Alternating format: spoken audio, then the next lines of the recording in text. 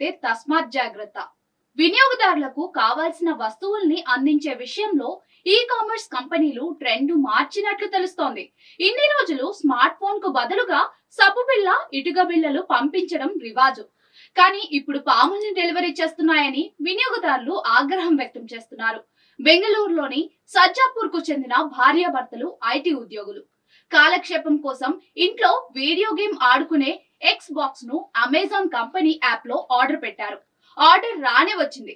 ఎంతో ఉత్సాహంతో సదరు కంపెనీ నుంచి వచ్చిన పార్సిల్ ఓపెన్ చేసే ప్రయత్నం చేశారు.